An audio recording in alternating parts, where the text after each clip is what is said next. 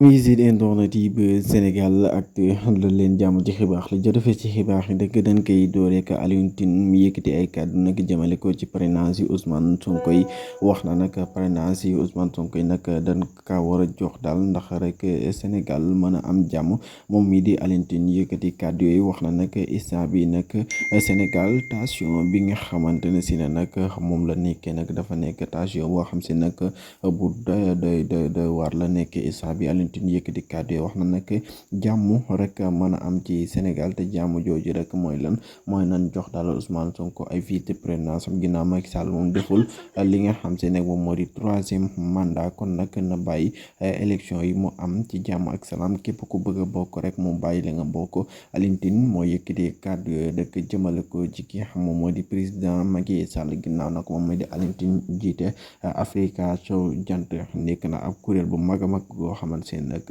li ci bare bari jaamu waa mi Sénégal ñoo ko